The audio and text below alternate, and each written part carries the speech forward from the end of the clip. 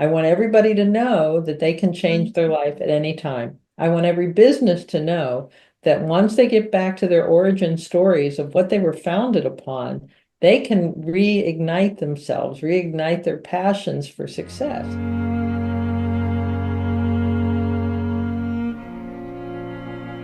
Hi everyone, Elle Ballard is here today on the Empowered Global Women in Business podcast. And we are actually the special event of Papa Dalooza today with my featured speaker, Carrie West. Welcome. Thanks to you. It's nice to be here. I'm excited for this conversation, Carrie. So, Carrie Casey West is an author, speaker, and life story coach who uses her entertainment industry experience to support clients with their life and business stories. A well developed, balanced story brings fulfillment and success in business, relationships, and life. She helps people and businesses change the underlying stories that impede their abilities for success. Carrie is a sought after speaker, webinar leader, and author of her book, Life Rewritten, launching in 2025. How exciting! Congratulations on your book. Thank you. Thank you. It was an interesting journey to say the least. Tell me about it. Tell us the journey of how did you come to do this work, Carrie? Yes, thank you. It's I didn't have a straightforward path in life like some people. They went to college, they studied business and became business people. I had a little bit of a convoluted story. Sometimes I say I've been reincarnated a few times in my own life. So I didn't have a good beginning. I had a very rough childhood, and the thing that saved my life was stories. It's how I kept myself sane and calm, was telling myself stories. As a child, I would tell myself that my real parents were looking for me and they would offer me this life of joy and abundance and happiness. And I would be warm at night and I would have a full belly and everyone would be happy. So that kept me alive through so many challenges. And as I grew and realized that I didn't have a good setup for life, I had to take a different route. So I studied meditation, I went to therapy, I tried every kind of self-help and personal growth tactic I could find. And then lo and behold, I got accepted in film school. And when I went to film school, when we were talking about how stories are formed, how the characters and the plots and the antagonists and the themes and what's the hero's journey, what's the heroine's journey, what are they achieving? The theme is, what are they trying to prove at the end? That love always wins, that power corrupts, and absolute power corrupts absolutely. And I realized a big light went off, and I said, oh my God, my life is a story. Am I the protagonist? If I am, then my mom was the antagonist. And I just realized that, holy moly. And so when I took it apart even further, I realized that people would call me and they wanted to know my advice. You always have friends that call you for advice. Well, it seemed that I had this reputation of being the biggest advice giver. And I was unbeknownst to myself, helping them take apart their stories and helping them redesign their stories and rewriting their stories. Because I Mm. don't, I've been to therapy, I've been to all these different things. I studied, my undergraduate degree was in psychology. So I had all this training to be a therapist and a psychologist. And then turned south and went to film school of all things, because I always wanted to be a writer.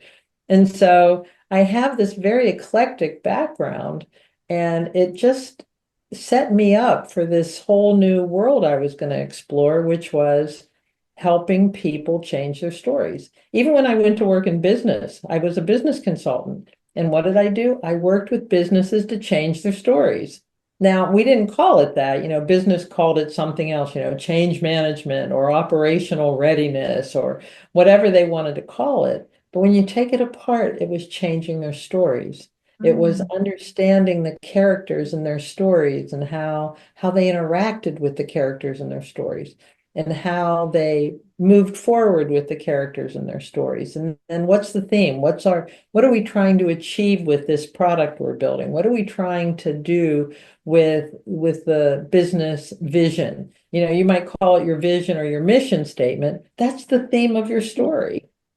If you have a mission statement, Yeah. that's what you want, that's the theme of your story. And then everything else just become plots. The plots is product development. How are we actually doing research and development? What's the plot of our story? And so I applied it to my own life and I built this business around being a speaker, and my theme and my mission is I want everybody to know that they can change Mhm. their life at any time. I want every business to know that once they get back to their origin stories of what they were founded upon, they can reignite themselves, reignite their passions for success. Or if you want to start a new business, how do you go about doing it? Well, let's take it apart and look at it like a story. What's your theme? What do you want to do? Why did you, of all the things you could have done in the world, why did you pick this product or this service? So it's very empowering, and it just I don't think I've ever been happier. You know, it's crazy how finding Beautiful. your path really. Yes. Yeah. Oh, I love that story. Thank you for sharing. And I love the application of it to business, right? Because it's so connected, our lives with businesses. When we start something, there is always a reason why. We have this big why, we get so excited. But then a lot of the times, or passion get changed, or discouragement and all the obstacles on the way. And so I love that you do that for businesses, right? If it's Mhm. pivoting, if it's launching a new product, but it's all going back to why did we, what is the story, what is the plot? So what kind of, or at what point do you see businesses going through that path? Every business in the world just went through this 4 years ago with COVID. COVID, Right. COVID was, in my parlay, an inciting incident. Yeah. An inciting incident is in a story is what puts you on your hero's or heroine's journey. Mm. Forces you to look at something that's not working, and how are you going to survive and come out the other end new and improved. That's the Yeah. inciting incident. And COVID upended the entire world. I mean, look at how we couldn't even get products delivered because supply chains were Yeah. broken, shipping and rail were broken. Look at Mhm. how offices had to, nobody would have thought about having people work remotely. And this Yeah. forced us to saying we got to have people work remotely because we can't have them come into an office. So after years of businesses sitting there going, no, you have to come into the office and you have to come into the office 5 days a week from 8 to 5. All of a sudden, that was shattered.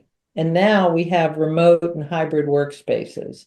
So, and then you look at industries, look at how the travel industry was completely upended. They still haven't recovered, or they're Right. still trying to figure it out. They're changing so many different things on the fly. And a lot of them will say, yes, we figured it out, but they really haven't. They have not gotten back to their pre-COVID, existence, because still a lot of people are having some challenges, and there's a lot of things that they're still dealing with. And by the way, COVID is what really launched me into doing this. I Mm. looked at COVID as a chance to really focus on something I wanted to put out in the world. Instead of me always responding to what clients wanted me to do, I wanted to take charge and say, wait a minute, I'm a storyteller. How can I use that passion for storytelling to help other people find their stories, to Yeah. find their authentic stories?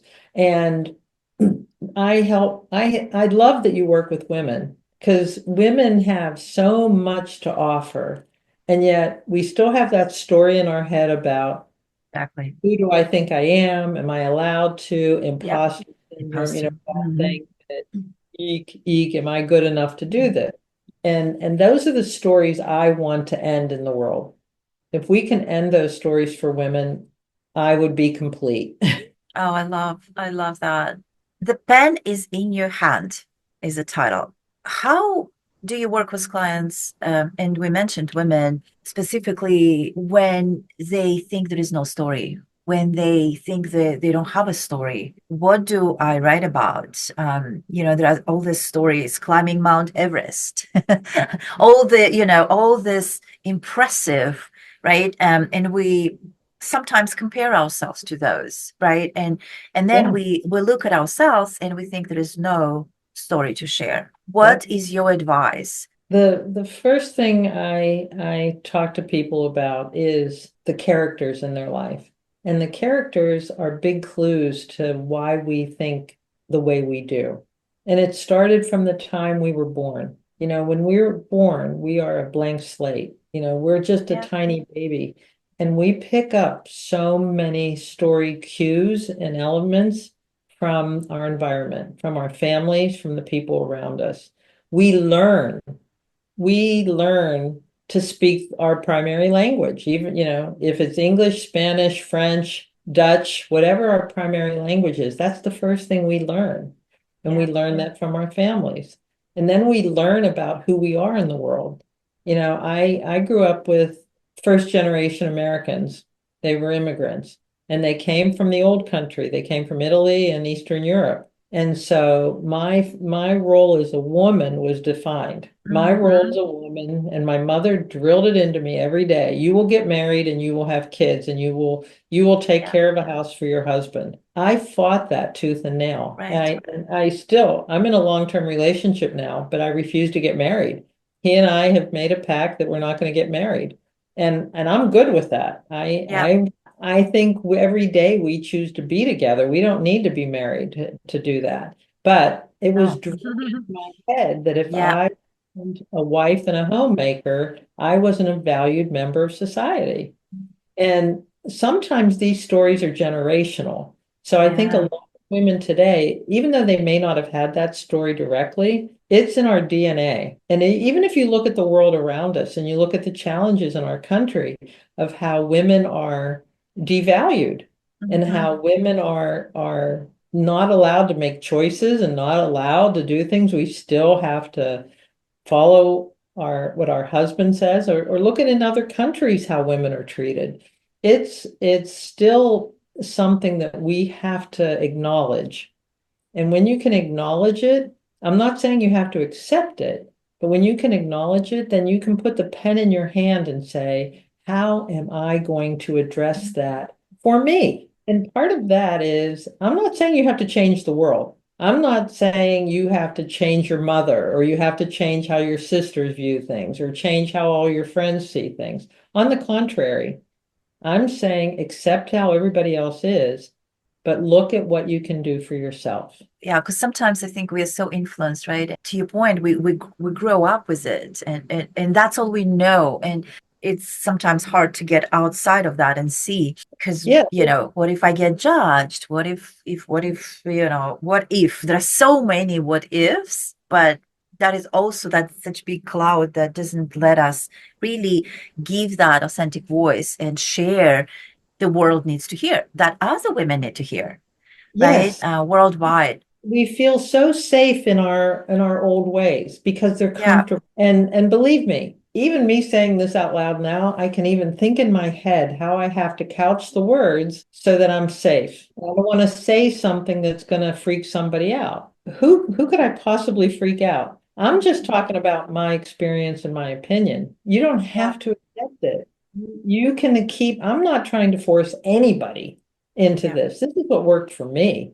And if you're open to it and you want to explore it, then I think it can work more often than not because it's time for us to really embrace our femininity and the power that we have as women. I want to ask you, in building this business as a woman and this, sharing your story, sharing your passion, how has this experience been for you in terms of building a business on your own terms? I'm very fortunate in that I've had a lot of support around me. I've somehow, after the rough start I had in life, I have somehow managed to create a nice network of friends and family who support me.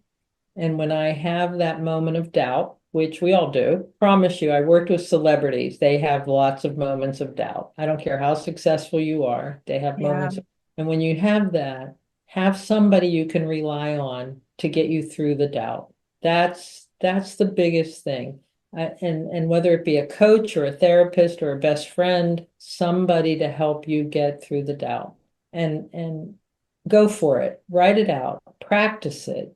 I can't tell you how many times I practiced what I wanted to call my talk before I landed on the pen is in your hand. And I wanted that one because it felt empowering.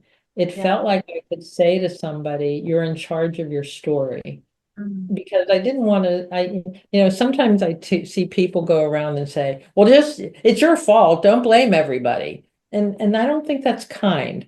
I think we have to have some kindness when working with people and saying, I get it. There's things that happen, stuff happens, Yeah. but you can pick up the pen and write something different.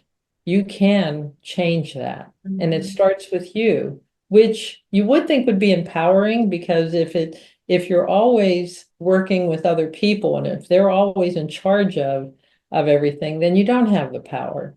But if you can take back your power and know that you can have a different experience, then that's when you can really make headway. I'm so glad you're doing this work, and thank you for doing this work in the world. Using your own story, but also helping so many others regain that voice, Yes. right? And giving them the confidence to share their stories. As we're closing, if there's anything else you want to mention, and also please tell us how our listeners can find you. Congratulations on your book, A Life for Yeah. Written. Amazing. And yeah, Well, you can always find me at carriecasey.com, and you can email me at carrie@carriecasey.com. And I want everybody to know that we need to hear your voices. We need to see the work you have for the world. We are each individually gifted with a talent that the world needs. And when we can all work on our talents, it just makes the whole group of us better. There isn't any one person that doesn't do better without having the group around them to support them. And we need you. mhm, We need each and every one of you. beautiful. Thank you so much for sharing your story today. Please, our listeners, connect with Carrie. Amazing, amazing work. And yeah, thank you for all you do, Carrie. And thank you for joining this conversation with me today. It's such a pleasure meeting you. You too. Thank you for inviting me and thank you for having me. This was fun. You're lovely. Thank you so much, Carrie.